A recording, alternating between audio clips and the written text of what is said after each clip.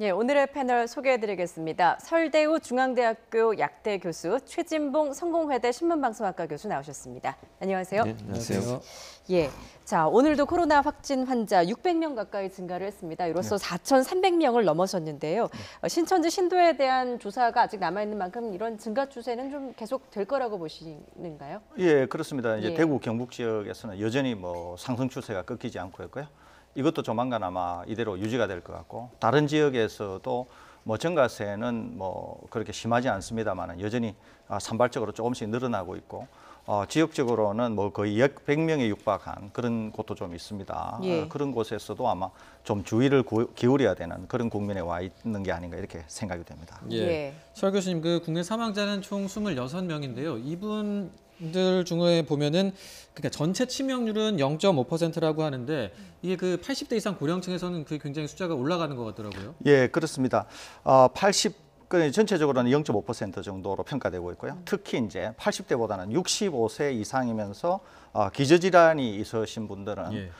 거의 3.5% 정도의 이제 치사율을 보이고 있습니다. 예. 그러니까 평균의 약 7배 정도 된다고 볼 수 있겠죠. 예. 그러니까 이런 분들은 특히 고위험군에 속한다 이렇게 볼 수 있겠습니다. 예, 기저질환을 가지신 고령자 중에서 특별히 더 주의하셔야 될 분들이 있다면 어떤 분들인가요? 우선 좀 순서를 나눌 수 있는데요. 예. 여태까지 나온 환자들을 보니까 제일 위험군은 고령자이면서 만성 기저질환을 갖고 계신 분들이고요. 예. 이때 이제 만성 기저질환이라고 하면 간질환, 또 호흡기 질환, 당뇨, 또 이제 고혈압, 거기에다가 신장 이식을 했거나 이런 정도, 또 암도 굉장히 위험한 질환으로 지금 평가가 되고 있습니다. 네. 그다음에 위험한 군이 이제 만성 기저질환을 갖고 계신 분이고요. 또 이제 제일 위험이 적지만 여전히 고위험군이기는 한데 단순 고령자. 그러니까 다른 만성 질환이 없다고 하더라도 이제 고령자이시면은, 고령자는 기본적으로 이제 노화 과정 중에서 면역력이 좀 예. 저하될 수 있거든요. 예. 그러니까 제일 위험군은 고령자이면서 만성 기저질환, 그 다음으로는 그냥 만성 기저질환, 그 다음으로는 단순 고령자 순으로 위험도가 있다 이렇게 볼 수 있겠습니다. 예. 이제 정부가 이제 코로나19 누적 확진자 그 4,200여 명의 특성을 분석을 하지 않았습니까? 네. 여전히 이제 신천지 대구교회가 이제 절반 이상을 차지하고 있어요. 그렇습니다. 예. 신천지 대구교회에서 아무래도 이제 계속 절반 이상을 차지하고 있고요. 신천지 교인들 대상으로 해서 이제 확진자 검사를 했지 않습니까? 검사를 했는데 거기서 한 70%, 약 70% 정도가 확진자로 나왔어요. 그렇다고 하면 다른 어떤 집단이나 사람들보다는 훨씬 더 감염 정도가 높다고 볼 수밖에 없는 거잖아요. 그만큼 신천지 교회가 갖고 있는 독특한 예배 방식이나 전도 방식이 확산을 좀 더 증가시켰다 이렇게 볼 수 있을 것 같습니다. 네. 그리고 이제 좀 특징적인 게 여성 확진자의 비율이 더 높다고 하는데 이건 좀 이유가 뭘까요? 이유가 뭐냐면 사실은 이제 신천지 교회 같은 경우에 예배를 드리는 방식을 보면요, 남성 여성이 분리돼서 앉습니다. 네. 그리고 이제 접촉도가 엄청나게 높잖아요. 바로 의자 없이 방석이나 아니면 바닥에 그냥 다닥다닥 붙어서 앉거든요. 예. 근데 31번 확진자가 아시는 것처럼 여성 환자였습니다. 아. 그러다 보니까 여성을 중심으로 해서 퍼지는, 즉 남성과 여성이 분리해서 앉는 자리 배치라고 하는 것이 일정 부분 영향을 미쳤을 것이고, 네. 그러다 보니까 결국 여성을 중심으로 해서 확산이 많이 됐을 가능성이 있다. 그래서 아마 독특한 예배 방식과 그다음에 자리 배치 이런 부분들이 결국 신천지 내에서도 여성 환자들이 더 많은 이유가 되지 않겠나 이렇게 분석이 되고 있습니다. 예, 그렇군요. 자, 지금 대구에서는 이제 병상 부족으로 자가격리 도중에 사망하는 확진자가 많잖아요. 예, 그러다 그렇습니다. 보니까 이제 의료 체계를 확 바꾸기로 했습니다. 이에 따라서 경증 환자를 맡게 되는 생활치료센터 1호가 대구에서 문을 열었는데요. 먼저 현장 모습 함께 보시죠. 403호요. 416호로 가세요. 416호. 404호, 404호. 맞으시죠? 그것도 가지고 120호씩. 예, 생활치료센터의 입소 모습을 지금 보셨습니다. 이게 확진자가 모두 입원하는 방식에서 이제 경증 환자 같은 경우에는 생활치료센터에 입소하는 방식인데 어떻게 운영이 되는 건가요, 교수님? 예, 우선은 이제 지금까지 나온 환자를 보니까 확진된 환자 중에서 80% 정도가 경증이고 나머지 20% 정도가 이제 중증이거나 이제 아주 중증인 그런 환자였던 겁니다. 그런데 이제 확진 환자 중에서 80%의 경증 환자 중에서 집에서 격리되어 계시다가 갑자기 이제 사망하시는 분이 있었지 않습니까? 네. 근데 이제 실제로 보니까 경증 환자라고 판단이 되어서 집에 격리되어 계신 분들 중에 아까 말씀드린 고위험군이 계셨던 거예요. 그래서 이제 이분들을 좀 더 세분화해서 중증도를 판단하고 정말 경증인 분들은 이제 생활치료센터에 모시기로 한 것이거든요. 네. 생활치료센터라고 하면 이제 아산 진천에 우리 교민들 모셨던 것과 같이 매우 유사한 그런 방식인데 기본적으로 이분들은 환자이기 때문에 이제 이 집중치료센터에 계시면서 의료진들로부터 연속적인 계속적인 모니터링을 받고 또 이분들은 계속 시간 단위에 따라서 검사를 해서 이제 바이러스가 없다는 게 이제 확인이 되면은 계속 퇴원 조치가 되는 그런 네. 형태입니다. 그러니까 아산 진천에서는 환자가 아니기 때문에 14일의 격리 기간을 두고 음성이기만 하면은 감염이 안 된 걸로 되어서 판단이 되었 다음에 이제 퇴소 조치가 된 건데 예. 이 생활 치료센터인 경우에는 환자이시기 때문에 계속 환자의 양태를 살피고 또 기본적으로 경증이기 때문에 혹시라도 중증에 빠지는 분이 계시면은 이제 집중 치료센터로 이송해서 치료하는 이런 형태의 치료센터가 생활치료센터라고 볼 수 있겠습니다. 예. 집에서 대기하는 것보다는 어쨌든 의료진들의 계속 이제 상시 관리를 받게 되니까 갑자기 경증이었다가 상태가 나빠져서 사망하는 이런 사태는 좀 막을 수 있는 그런 상황인 거죠. 네, 훨씬 이제 그런 점에서는 빨리 대처를 할 수 있다고 하는 점에서 훨씬 나아진 조치다 이렇게 볼 수 있습니다. 예, 일단 이렇게 되면 이제 중증 환자를 위한 병상 확보 차원에서도 도움이 꽤 될 것 같은데 일각에서는 좀 이런 대처가 너무 늦은 조치가 아니냐라는 또 목소리도 있습니다. 그렇습니다. 이게 사실은 이제 처음에 규정을 만들 때 규칙을 예. 만들 당시에는 이런 부분들을 전혀 예상하지 못하고 만들었을 가능성이 있어요. 대구 경북 지역이 이렇게 많이 빠른 시간 안에 엄청나게 많은 확진자가 나올 것을 예상하지 못했기 때문에 어느 정도 처음이 초창기에 대구 경북 지역에서 확진자가 나오기 전까지만 해도 우리가 갖고 있는 음압병실로 가능했어요. 네. 그런데 이 대구 경북 지역에서 엄청나게 많은 숫자가 한꺼번에 나오면서 이게 이제 너무 부담이 됐고 그러다 보니까 결국 집에서 자가격리 상태에서 중증으로 확산이 되고 그래서 결국 사망에 이르는 경우들이 생겼기 때문에 그래서 전문가들이 모여서 다시 회의를 해서 이걸 규정이나 규칙을 바꾼 거거든요, 사실은.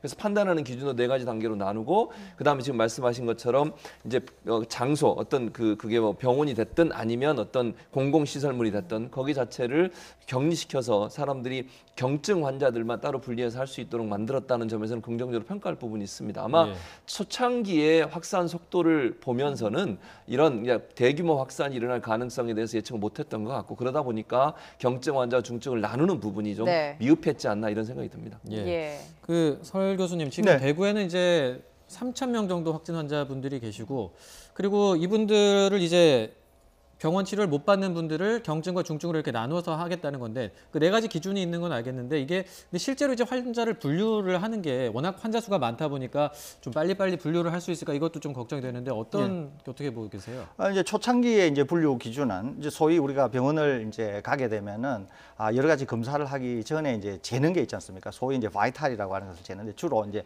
혈압 재지 않습니까? 혈압, 체온, 그다음에 이제 지금은 의식 유무 이런 거를 재는 것 같은데 여기다가 더해서 좀 해야 될 게 있지 않는가 싶습니다. 조금 전에 말씀드린 것처럼 고령이나 만성 기저질환이 굉장히 중요하기 때문에 네. 아마도 방금 말씀드린 것처럼 혈압, 체온, 의식 여기에 더해서 나이도 중요한 대상일 것 같고요. 65세 이상이냐 아니냐 또 만성 기저질환이 있나 없나 이런 것들이 아마 좀 첨가되어서 중증도를 나누고 위험군 여부를 결정하는데 판단 자료로 써야 되지 않을까 이렇게 생각이 듭니다. 예, 65세 이상 만성 기저질환 그리고 이제 고도 비만, 임신부, 투석 환자, 이식 환자 이런 분들 같은 경우에는 고위험군으로 분류가 되는 거군요. 예. 예. 퇴원 기준도 좀 완화가 됐다고 하는데 발열 증상만 없어도 퇴원을 할 수 있게 되는 건가요? 근데 이게 이제 퇴원 후에 또 재발한 경우가 있었잖아요. 예, 그렇습니다. 예, 좀 의문이 듭니다. 예, 그보다는 우선 이제 예전의 퇴원 결과에서 격리 그런 다음에 이제 퇴원 이렇게 됐거든요. 네. 예전에 이제 격리 해제라고 하면 바이러스가 없으면 일단 격리 해제가 됐어요. 예. 그런 다음에 퇴원 조치는 격리 해제보다 뒤에 일어났거든요. 그거는 왜 그러냐면은 바이러스에 감염이 되고 나서 질병을 앓다가 바이러스는 없어졌는데 몸이 완전히 회복이 안 되는 경우가 있을 수 있잖아요. 그래서 이제 의학적으로 충분히 회복되었다. 일상생활에 전혀 지장이 없다. 그러면 이제 퇴원 조치를 했었거든요. 네. 근데 이제 지금은 음압병상도 부족하고 집중 치료를 하는 게 이제 대구에서 너무 많은 환자가 나와서 이렇게 하다가는 이 치료가 거의 끝난 분들이 음압병상을 그대로 차지하고 있으니까 예. 네. 이제는 퇴원 기준을 좀 바꾸겠다 이런 얘기인데 예. 우선은 열보다도 더 중요한 것은 바이러스가 몸에서 완전히 없어지는 시점. 그러니까 예전으로 본다고 하면 격리 해제되는 시점에서 네. 이분들을 퇴원 조치시키고 이분들이 이제 댁에 가서 좀 회복을 하거나 아니면 혹시 바이러스가 있을 것으로 염려가 될 경우에는 오히려 생활치료센터로 가셔서 거기에서 추가적으로 더 이제 보면서 회복을 이제 기대하고 아니면 혹시 바이러스가 다시 나타나게 되면 거기서 이제 치료를 더 받는 예. 그런 식의 아마 조치가 되지 않을까 생각이 듭니다. 예. 그 생활치료센터가 이번에 나오게 된 이유가 워낙 이제 대구에서 환자가 많이 늘고 있고 그런데 이제 의료 인력도 부족하고 시설도 부족하다 보니까 이런 방안이 나온 건데 예. 그 권영진 대구시장이 이제 대통령에게 긴급 명령권 발동을 요청했어요. 이게 그렇습니다. 뭔가요? 이제 헌법 제76조 1항에 보면 이 조항이 나오는데요. 이 내용은 이렇습니다. 대통령은 공공의 안녕 질서를 유지하기 위해서 긴급한 조치가 필요하다고 국회 집회를 기다릴 여유가 없을 때 한해서 재정 그다음에 경제상의 처분을 하거나 이에 관하여 법률 효력을 가지는 명령을 발할 수 있다 이렇게 돼 있습니다. 네. 이게 무슨 말이냐면 긴급 명령권을 발동하게 되면요. 우리가 갖고 있는 자원, 그러니까 국가가 운영하고 있는 공공자원뿐만 아니라 일반 기업이 운영하고 있는 자원까지도 활용할 수 있게 됩니다. 예컨대 일반 기업이 운영하는 뭐 인재개발원이라든지 연수원 이런 부분도 정부가 강제로 일정 부분 활용할 수 있도록 하는 길이 열리게 되는 겁니다. 예. 그래서 특별한 상황, 긴급한 조치가 필요하다고 판단되는 그때에 긴급 명령권을 발동하게 되면 우리 정부뿐만 아니라 일반 기업이 갖고 있는 모든 물자나 아니면 공간까지도 활용이 가능해지기 때문에 훨씬 더 효율적으로 환자들을 이송하거나 아니면 장소를 활용할 가능성이 있기 때문에 아마 권영진 대구시장은 그게 필요한 상황이 아닌가 이렇게 판단하고 예. 대통령이 그 건의를 한 것으로 보여집니다. 예, 긴급 명령권이 발동이 될지 좀 지켜봐야 될 대목인 것 같고요. 아무래도 대구에서 이렇게 환자가 속출하다 보니까 의료진이 부족한 그 문제 때문에 그런 건 아니겠습니까? 그렇다 보면 코로나19의 이제 확진자 수 증가세가 좀 꺾여야 할 텐데 예. 지금 일단 정부는 앞으로 1, 2주가 고비라고 보고 있는 것 같습니다. 예. 예. 정부는 이제 원래는 계속 이제 말을 하기를 최근에 이제 3월 초 얘기를 했는데 이게 약간 이제 한 일주일 정도 좀 더 확대된 감이 예. 있습니다. 그런데 이제 3월 초가 됐든 뭐 1, 2주가 됐든 이제 정부가 이렇게 보는 근거가 몇 가지가 있는데요. 하나가 네. 이제 2월 16일 날 이제 신천지 대구교회에 집회가 일어나면서 대규모 확산이 일어났는데 그것과 관련해서 이제 잠복기가 3월 초 부근에 이제 잠복기가 됩니다. 예. 그래서 아마 이때 이제 환자가 대거 나오면서 이제 이후에 추가의 약간 변화가 있을지 않을까 이런 네. 생각을 하는 것 같고요. 두 번째는 신천지 대구교회 또 신천지 교인들에 대한 대규모 검사 결과가 이제 2점 나오게 됩니다. 그것하고 또 그다음에 이제 우리가 심각으로 상향 조정하면서 총력 대응을 한 게 3월 초 정도 되면은 최대 잠복기는 약 2주 정도가 되거든요. 네. 예, 이거 하고 또 이제 대구 경북 지역이 지금 제일 환자가 많은데 환자가 너무 많다 보니까 그쪽 분들이 이제 스스로의 걱정에 의해서 격리 조치를 스스로 하고 예. 또 다른 하나는 이제 사회적 격리두기라고 하는 일종의 캠페인 이런 효과 때문에 이제 뭔가 변화가 있을 거다. 크게 이렇게 한 4가지 정도에 의해서 3월 초 정도 되면은 무슨 변화가 있지 않을까 이렇게 이제 본 것이거든요. 네. 그런데 이제 환자 증가세가 전혀 꺾이지가 않고 기세가 이제 등등하다 보니까 이게 좀 더 봐야 된다. 이래서 이제 한 1, 2주 정도 얘기하시는 것 같은데 저는 개인적으로 이번 주 주말 돌아오는 이번 주 주말에 네. 어떤 변화가 생기면은 상당히 우리가 총력 대응한 거에 대한 효과가 발휘되면서 긍정적 신호를 포착할 수 있을 것 같고 예. 그러지 않는다고 하면은 그렇지 않는다고 하는 것은 예를 들면 환자가 더 증가한다든지 아니면은 환자의 늘어남이 다소 횡보를 한다든지 이렇게 되면은 여전히 이제 우리가 총력 대응했던 거에 효과가 충분하지 않다고 하는 측면에서 예. 그때는 좀 더 이제 기간을 두고 추이를 지켜봐야 될 그런 상황에 내몰릴 수 있다 이렇게 판단하고 있습니다. 예, 일단 이제 2월 16일 그때가 이제 신천지 대구교회 마지막 예배를 본 날이었고 그 잠복기가 2주면 이제 오늘부로 그 신천지 대구교회 참석했던 그 신천지 교인들은 격리 해제가 되는 시점이다. 그렇기 예. 때문에 3월 초면 이제 어느 정도 확산세가 꺾이지 않을까라고 기대를 갖고 있는데 문제는 이제 이번 주말 돌아오는 주말에 이 확산세가 잡히지 않으면 이게 이제 2차 감염, 3차 감염으로 이미 퍼졌다라고 그렇습니다. 봐야 되는 걸까요? 그렇습니다. 예. 그렇기 때문에 이제 지금 이제 실제로는 신천지 대구교회나 신천지 분들에게서 유증상이 없다고 하는 분들한테서도 상당히 이제 양성이 많이 나왔었고, 물론 이제 유증상이 있다고 하는 분들에게서는 상당히 높은 비율로 이제 나왔거든요. 또 이제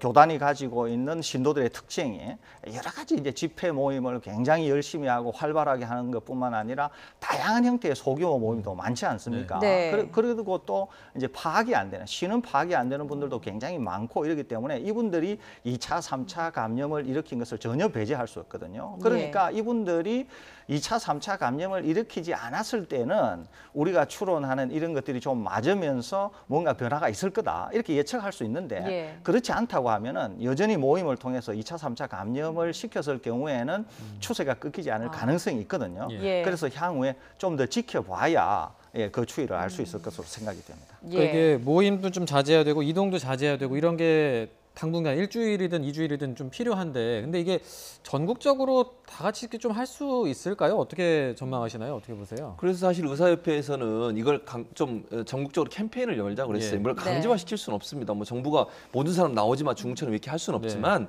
적극적으로 캠페인을 벌려서 일주일 정도 정말 모든 국민들이 가능한 한 모임이나 집회를 하지 않고 또 밖에 외출을 가능한 한 삼가해서 전파를 막아보자는 거죠. 일주일 정도 막고 나면 확산세가 꺾일 가능성이 있기 때문에 그때부터 다시 방역 당국이 새로운 전략으로 이 문제를 해결할 수 있는 기회를 갖게 된다는 것이죠. 왜냐하면 확산되고 2차, 3차 감염이 확산되게 되면 결국 더 많은 확산세가 늘어날 수밖에 없는 거 아니겠어요? 그런 차원에서 본다면 사회적 거리두기 일주일 정도 하고 그렇게 됐을 때 어느 정도 확산세가 꺾이는 기점으로 해서 그때부터 다시 방역을 강화시키면 어느 정도 전국적 확산을 막을 수 있지 않겠나 이런 지금 제안을 하고 있는 상황입니다. 그렇군요.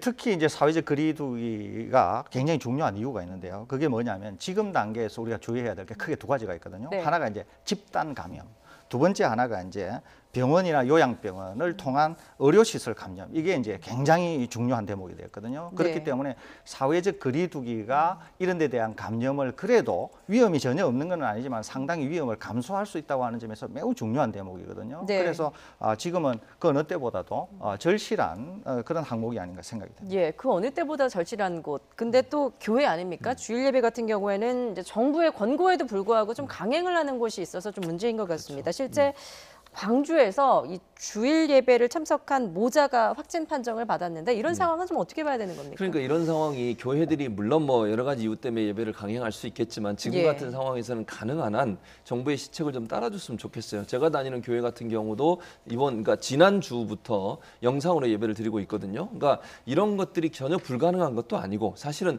얼마 동안만 우리가 잘 지켜주기만 하면 감염 확산을 막을 수 있는 기회가 될 수 있다고 생각이 되기 때문에 종교 단체들도 가능한 한 정부의 방역 체계에 함께 동참해 주는 것이 빠른 시간 안에 이 문제 해결할 수 있는 방안이라는 생각이 듭니다. 그런데 이제 여러 가지 이유가 있겠지만 그럼에도 불구하고 예배나 아니면 모임을 강행하게 되면요. 어떤 방법으로 확산이 될지 아무도 예측할 수 없는 상황 아니겠습니까? 그리고 무증상 감염자들이 너무 많기 때문에 지금 상황에서는 이분들이 혹시나 증상을 느끼지 못한 상태에서 예배에 참석했다가 감염된지 모르고 본인도 인지하지 못하는 가운데 확산을 시킬 수 있는 가능성은 충분히 있거든요. 이런 상황이라고 하면 짧은 기간, 제가 볼 때 뭐 한 달 안에 뭐 이런 부분들이 어느 정도 정리될 수 있다는 기대를 하게 된다면 당분간 예배를 멈추는 것은 국가적 시책에도 도움이 될 뿐만 아니라 전 국민의 어떤 그 건강을 위해서도 필요한 부분이기 때문에 사회적 책임 과정에서 종교단체도 좀 적극적으로 참여했으면 좋겠다 이런 생각이 듭니다. 알겠습니다. 자, 국내 코로나19의 그 집단 감염의 발원지라고 볼 수 있는 신천지는 이제 최근 석 달 사이에 중국 우한에서 입국한 신도가 없다라고 주장을 해봤었는데 신천지의 주장을 뒤집은 조사 결과가 또 나와서 논란입니다. 직접 들어보시죠. 그 신천지 교인들 중에 중국을 다녀오신 분에 대해서는 저희가 출입국 그 정보에 대한 조회를 1차 조회 결과를 받았습니다. 그리고 현재 저희가 받은 명단 중에서 매칭되는 분이 한 2분 정도 계셨습니다. 우한에서 들어오신 분이 한 분 계셨는데 그분은 입국이 1월 8일이었고 또 예배에 참석한 명단에는 실은 없어서 그 부분은 이제 다른 개인적인 접촉이나 아니면 그분은 아직은 뭐 진단을 받거나 그런 분이 아니기 때문에 좀 더 연결고리나 이런 거를 더 찾고 조사가 진행 중에 있고. 예, 국내 이제 코로나19의 확진자 가운데 절반 이상이 신천지 교인인데 지금 감염 경로는 여전히 오리무중인 것 같아요. 그렇습니다. 예, 지금 보니까 신천지 교회 같은 경우에는 지난 12월 이후에 우한에서 입국한 사람 아무도 없었다라고 하지 않았습니까? 그런데 얘기했었죠. 지금 주장에 의하면 있었다라는 거예요. 그럼요. 예. 42명 있었다는 겁니다. 더 하나 이제 지금 1월 8일 얘기했잖아요. 그게 중요한데 1월 8일 날 누가 들어왔냐면 이제 다른 언론사의 보도에 따르면 중국 동포 최모 씨라고 밝혀졌습니다. 이분 같은 경우에는 아마 우한에 있는 신천지 교회의 아마 지도자급인 것 같아요. 네. 이분이 1월 8일 날 들어와서 2주 동안 있었어요. 그리고 다시 출국을 했습니다. 우한은. 그러니까 우한이 완전히 폐쇄되기 전에 공항이 폐쇄되기 전에 들어갔어요. 그러니까 1월 8일이면요. 12월부터 사실은 확진자가 확 늘어났거든요. 그리고 우리도 1월부터는 확진자가 늘어나는 상황이었고요. 그런 상황에서 우한에 있다가 우리나라에 들어와서 2주를 활동하고 돌아갔어요. 그런데 예배는 지금 참석하지 않은 것으로 정인경 본부장이 얘기했잖아요. 그런데 예배가 말고 신천지 다른 모임에 참석한 걸로 알려지고 있습니다. 네. 예를 들면 뭐 지도자급 모임이든 이런 모임에 참석한 걸로 알려지고 있기 때문에 이분이 혹시나 최초의 감염자가 아닐까 하는 의심이 드는 거예요. 아직 뭐 이분 조사도 안 해봤고 지금 우한에 가 계시기 때문에 강제로 조사할 수 있는 상황도 아니에요. 네. 중국 정부가 아마 추적을 하고 있는 것으로 알려지고 있고요. 현재까지는 소재가 파악이 안 된다고 보도가 나오고 있습니다. 그러면 이분이 우리나라도 한 2주 동안 있으면서 신천지에 감염원으로 활동했을 가능성 우리가 충분히 예측해 볼 수 있고 문제는 우리가 이분을 지금 검사할 수 있는 상황이 아니기 때문에 중국 당국이 만약 이분을 어떤 형태로든 찾아서 검사를 강제로 시킨다고 하지 않은 이상은 어떤 방법으로 이분이 감염이 됐는지 안 됐는지 확인이 안 되는 상황이에요. 중요한 건 아까 지적하신 것처럼 신천지가 왜 그러면 이런 부분들을 처음부터 투명하게 공개하지 않았냐는 거예요. 그랬다고 하면 감염 당국이나 방역 당국이 좀 더 역학 관계를 제대로 할 수 있지 않았겠습니까? 예. 그런데 이런 부분들을 전혀 없다고 얘기하고 우한에 교회도 없다고 그러고 시작하려고 했지만 중국 공안 당국 때문에 결국 뭐 없앴다고 교회 자체가 없다고 얘기했는데 지금 나오는 보도를 보면 200여 명의 신도가 있는 것으로 알려지고 있거든요. 네. 그런 교류가 계속 있어졌다고 하면 우한에서 왔다 갔다 하신 분들 또 우리나라의 신천지 교인 중에 우한에 방문했던 분들 이런 분들을 통해서 충분히 감염 경로가 있을 수 있는 가능성은 예측해 볼 수 있을 것 같습니다. 예. 그러니까 지금 신천지 교회 집단 감염 원인을 둘러싸고 이제 방역 당국도 그렇고 검역, 뭐 방역 이런 거 계속 조사가 되고 있는데 또 일각에선 이런 지적도 있습니다. 그 신천지 교인 위주로 이제 검사라든지 이런 게 좀 집중되다 보니까 일반 환자분들이 좀 역차별을 받는 경우도 있다 이런 지적이 있는데 어떻게 보고 계십니까? 충분히 뭐 그렇게 이해할 수는 있습니다. 이제 그럼에도 불구하고 이제 신천지 관련된 분들이 고위험군인 것만은 사실이거든요. 그러니까 이제 방역 당국이나 지자체에서 먼저 신천지 분들을 검사해야 되겠다고 하는 당위성도 충분히 있기는 해요. 이제 그런 과정에서 이제 일부 분들이 검사를 못 받아서 이제 상당히 상당히 이제 검사를 제때 못 받아서 사망하시는 이런 이제 일도 있었는데 그런 점은 굉장히 안타까운 일입니다만은 그럼에도 불구하고 방역 당국에서는 아마 고위험군이기 때문에 훨씬 사회적으로 전파에 대한 위험이 있다고 생각해서 아마 그랬던 것으로 생각이 됩니다. 예. 그렇군요. 자, 이렇게 신천지 교회를 둘러싼 비난의 목소리가 좀 커지고 있는 가운데 이만희 총회장이 오늘 공식 석상에서 처음으로 입장을 밝혔습니다. 먼저 관련 영상 함께 보시죠.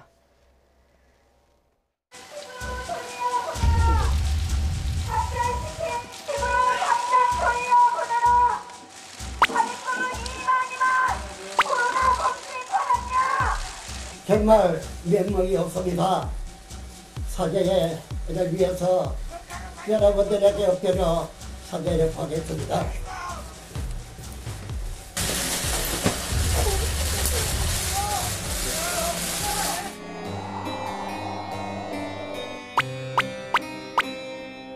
죽음에 이르기까지 무서운 병이 와서 돌고 있는데 어느 부모가 그냥 보고 있겠습니까? 그러니까 정말 본인은 영상 불쌍하다고 생각하십니까? 그게 무서운데 하지 않겠습니다. 종교적인 건 아니에요. 안 하셔도 돼요. 이거 아니야? 어떻게 되는지 잘 모르겠습니다만 김전에 받았습니다. 그걸 여러분 잘 아실 것입니다. 그래 음성인 경우는 나는 잘 몰라요. 네, 이것으로 총회장님 조용합시다. 조용. 우리는 다 성인입니다.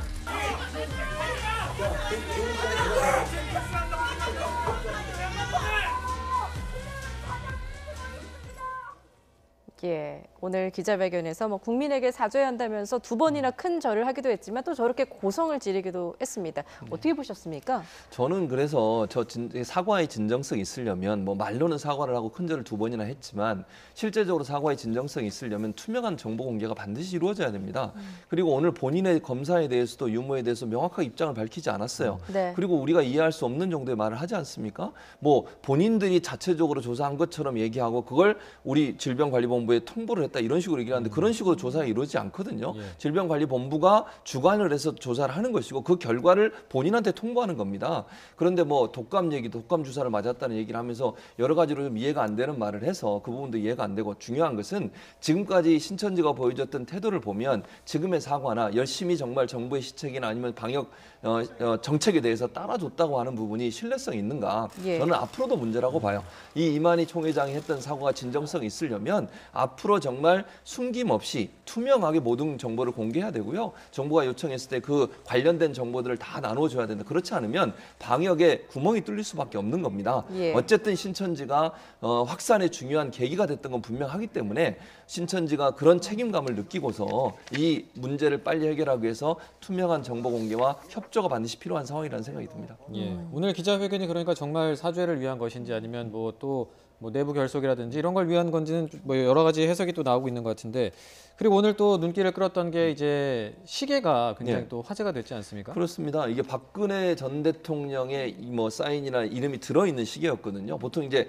대통령들이 기념으로 만들어서 오늘 청와대 방문하는 분이 아는 분들한테 선물하는 걸로 알려지고 있는데 예. 전현직 그러니까 청와대 근무했던 분들 또 박근혜 전 정부에서 근무했던 청와대 관계자는 이거는 가짜다 이렇게 얘기를 했습니다. 인터뷰에서 두 가지 이유 때문에 하나는 뭐냐면요. 원래 은색으로 된 시계만 제작을 했었는데 오늘 차고 나온 걸 보면 금색으로 돼 있어요. 금장시계. 그 자체가 잘못됐고 두 번째는 날짜가 지금 나오는 조그만 구멍이 보이지 않습니까? 원래는 처음에 제작했던 거는 저게 없었다는 거예요. 그래서 이거는 가짜인 것이라고 얘기를 했는데 아마도 이제 이만희 그럼 총회장이 왜 이걸 차고 나왔을까? 의도적으로 차고 나왔다고 하면 전 정부와의 친분과 그 어떤 정부와의 어떤 협력 이런 부분들을 강조하기 위한 의미가 아니었나.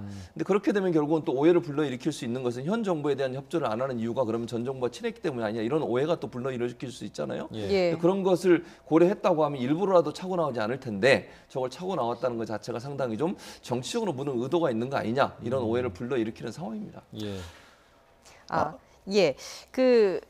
보통 이렇게 감염병 사태에서는 이제 이만희 총회장이 나와서 사과를 했지만 뭐 투명성이 제일 중요한 건 아니겠습니까? 교수님께서 좀 어떻게 보셨습니까? 예, 저는 제가 볼 때 이만희 총회장이 뭐 진정성이 있는 것 같지는 않고요. 네. 오히려 저는 어떤 걸 좀 느꼈냐면은 이만희 총회장 밑에서 있는 우리가 지금 모르는 그런 지도부들이 아마 이 일에 있어서 상당한 역할을 하고 있지 않나 하는 생각을 갖거든요. 네. 왜냐하면 우리가 지금 방금 인터뷰한 것을 봤지만 이만희 총회장께서 뭐 이렇게 뭐 딱 부러지게 또는 뭐 뭔가를 많이 알고 있어서 조직적으로 지시하고 하기에는 뭔가 좀 석연치 않은 구석들이 있습니다. 그럼에도 불구하고 지금 이 신천지 교단이 상당히 이제 조직적으로 뭔가를 은폐하고 조직적으로 움직이는 것을 봐서 우리가 지금 신천지 교단 측을 잘 모르는 그런 핵심 지도부에 의해서 이루어지는 것으로 봐서 이만희 총재가 굉장히 스포트라이트를 받기는 하지만 좀 다른 각도에서 우리가 그 지도부에도 좀 집중을 해야 되지 않을까 저는 이런 생각이 좀 듭니다. 예, 신천지의 지도부에도 좀 집중을 해야 된다라는 분석이셨습니다. 자, 지금 검찰이 이만희 총회장에 대해서 이제 살인 혐의 고발 사건을 배당을 하고 뭐 신속히 수사 착수에 나섰는데 벌써부터 이제 좀 회의적인 목소리도 나오고 있는 것 같아요. 그래서 미필적 고의한 살인죄로 예. 사실은 고소를 했는데요. 서울시에서는 좀 더 강하게 압박을 하는 거죠. 근데 과연 살인죄로 수사를 받을 수 있을까 하는 부분은 법조인들 입장에서는 이제 의견이 좀 나뉘더라고요. 그래서 이게 살인죄냐 아니냐 이런 의미보다는 제가 볼 때는 서울시에서 그렇게 고발한 것은 압박용이라는 생각도 들어요. 저는 개인적으로. 정말 이분을 살인죄로 처벌하기 위해서 그렇다기보다는 적극적으로 어떤 정보를 공개하지 않고 투명하게 공개하지 않는 신천지에 대해서 법적으로 대처하겠다고 하는 강력한 메시지를 던지는 것이 어찌 보면 본인들을 보호하기 위해서라도 적극적으로 정보를 내놓지 않겠습니까? 근데 이분이 지금 그 문제뿐만 아니라 지금 그 미래통합당도 이분을 고소를 했어요. 고발을 했어요. 예. 이유는 뭐냐면 이분이 새누리당의 이름을 본인이 지어줬다 이렇게 말씀하신 것 때문에 명예훼손으로 지금 고소가 된 상태고 그것뿐만 아니라 피해자 가족이 있습니다. 신천지의 가족들이나 본인의 자녀들이 들어가서 피해를 당했다고 주장하는 분들 같은 경우에는 이제 횡령 문제 이런 문제로 또 개인 비리로 고발을 한 상태예요. 그래서 지금 중앙지검에서 형사 1부, 6부에서 수사를 하고 있고 수원지검도 지금 신천지 피해자 단체 고발 때문에 수사를 하고 있어서 이 수사가 진행되는 과정에 신천지에서 압박이 더 강하게 갈 가능성이 있다고 보여집니다. 예.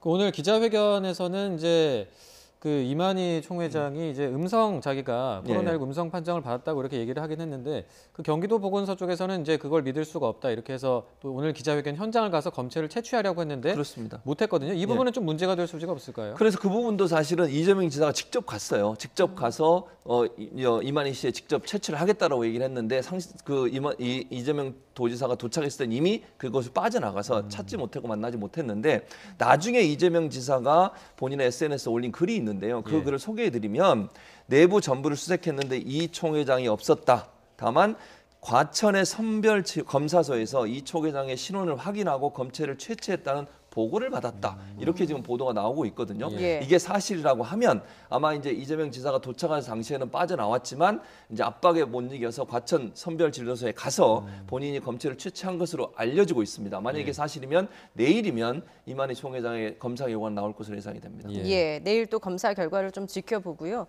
이제 법무부가 지난달 이제 사실상 신천지에 대해서 강제 수사 지시를 했는데 검찰은 지금 좀 장고를 거듭을 하고 있습니다. 이게 이제 방역 당국에 도움이 될지 여부를 좀 판단을 하겠다라는 것인데 방역 당국에서도 신천지를 향한 강제 수사가 오히려 부정적인 영향을 미칠 수 있다라고 말을 했습니다. 직접 들어보시죠. 정부의 강압적인 그런 그 조치들로 인해서 신천지 신자들이 이렇게 음성적으로 숨거나 또 그 밝히지 않는 이러한 움직임이 확산되는 경우 오히려 방역에 있어서 긍정적이지 않은 효과들도 나타날 수 있다라는 점을 예, 지금 신천지를 향한 강제 수사 여부에 대해서는 좀 찬반이 엇갈리는 상황이거든요. 방역 전문가로서는 어떻게 보십니까? 저는 제 개인적으로는 방역 당국과는 좀 다를 수 있는데요. 예. 저는 강제 수사 쪽에 좀 무게가 가 있습니다. 이유는요.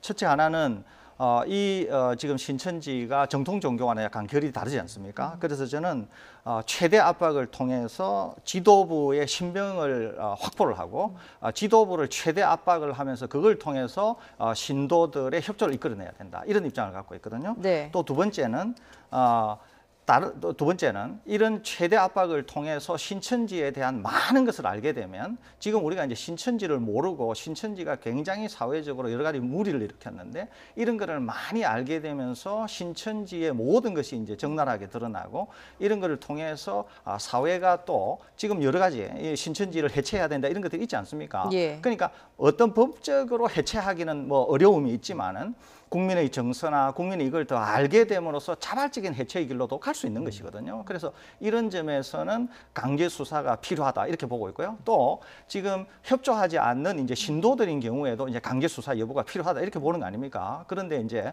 강제 수사를 하게 되든 안 하게 되든 어차피 지금 스스로 자발적으로 협조 안 하는 분은 여전히 존재할 수 있거든요. 그런데 이제 강제 수사를 하게 되면 방역 당국은 숨을 수 있다 이렇게 얘기를 하는데 숨는 분들이 둘로 나누어질 것 같아요. 하나는 정말 감염이 안 된 사람은 숨더라도 전혀 문제될 게 없는 거죠. 대신 강제 수사를 해서 숨는다고 하면은 그분들이 이제 추가 감염을 일으킬 수 있다고 생각을 하는데 지금 이 종교의 특성상 강제 수사를 하지 않더라도 모임을 통해서 일단 전파를 일으킬 수 있고 대신 강제 수사를 하게 되면 자기가 환자가 될 경우에는 어차피 자발적으로 협조할 수밖에 없는 상황이거든요. 예. 그래서 이런 모든 점을 종합할 때는 저는 강제 수사가 반드시 필요하다 이런 입장을 좀 취하고 있습니다. 그렇군요. 네, 저도 동의해요. 왜냐하면 이제 교수님 말씀하신 것처럼 기본적으로 신천지의 특성을 보면요, 이걸 강제 수사를 하지 않으면 절대로 드러나지 않습니다. 그리고 이만희 총회장이 본인은 뭐 투명하게 한다고 얘기를 했지만 이게 그렇게 될 수가 없어요. 그렇게 되면 신천지 자체의 존립에 상당한 위협이 됩니다. 그러니까 지금 정말 드러나지 않고 조그만 모임들, 복음방이라고 얘기하고 뭐 유장 카페라고 얘기하고 이런 아주 소규모로 운영되는 곳들이 너무너무 많거든요. 이걸 다 공개하는 순간 신천지의 실체가 다 드러나게 돼 있습니다. 그런 상황에서 말은 저렇게 하지만 어찌 보면 저런 사고와 저런 적극적인 표현이 지금의 상황을 계속 유지하고 싶어하는 의도라고 저는 보여요. 신천지의 실체가 드러나는 것에 대한 어떤 그 위협을 막아보겠다는 의도라고 저는 보이거든요. 이만희 총회장이 오늘 사과한 내용이 진정성이 없다고 느낀 게 바로 그런 의미예요. 그러니까 만약에 강압적으로 강제적으로 조사를 하거나 압수수색을 하지 않으면요, 절대로 실체 모두를 밝혀낼 수 없습니다. 그거는 뭐 신천지의 전문성을 띠고 있는 모든 사람이 공통적으로 얘기하는 부분이에요.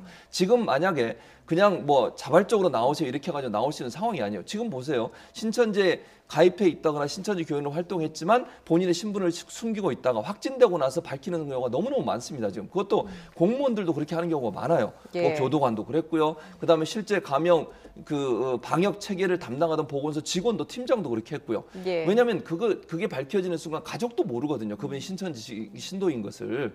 그렇다고 하면 강제적으로 하지 않는 이상은요, 자발적으로 모든 게 드러날 거다. 저는 그렇게 보지 않습니다. 신천지 교단은 본인들의 그 교단의 어떤 존립 자체를 흔들리는 것은 절대로 하지 않습니다. 겉으로 보여지는 것만 하기 때문에 지금 상태에서 그냥 자발적으로 할 것이라고 얘기하는 것은 제가 개인적으로 말해서 순진한 기대다 이렇게 보여집니다. 그렇군요. 알겠습니다. 자, 마지막으로 마지막 마스크 이슈를 좀 짚어보려고 합니다. 이제 공적 마스크 판매가 시작이 됐지만 정부 약속과는 달리 며칠째 지금 마스크를 구하기가 어렵다고 합니다. 먼저 현장 목소리 들어보시죠. 최대한 더 빠른 시일에 마스크 공급이 활성화가 되었으면 좋겠습니다. 누구나 편하게 구입할 수 있게 그런 거를 만들어줬으면 좋겠습니다. 7시. 7시 나 부산 대학 앞에서 8시에 나왔어요. 방송국에서는 계속 너희 배가 살아는데 2시에 하나인데 오니까 없다고. 그럼 우리는 뭐 어떻게 해야 됩니까?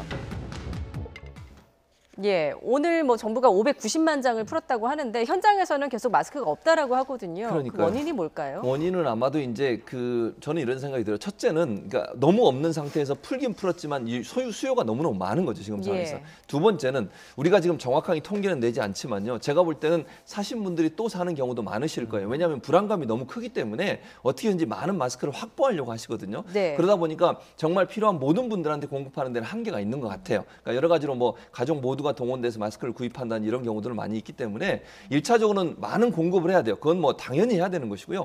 공급을 최대한 늘려서 뭐 마스크가 충분히 있다고 하는 것이 인식되게 만드는 건 첫 번째 정부의 책임. 두 번째는 이렇게 초창기에 어느 정도 시간이 지나기 전까지는 이게 계속 지금 현재는 수요가 더 공급을 훨씬 앞장서고 있는 거잖아요. 이런 상황에서는 어느 정도 정부가 개입을 해서 저는 이런 생각을 해봤어요. 지금 현재 보면요. 저렇게 우체국 또는 뭐 농협 아니면 뭐 하나로마트 이런 데서 지금 판매를 하고 있잖아요.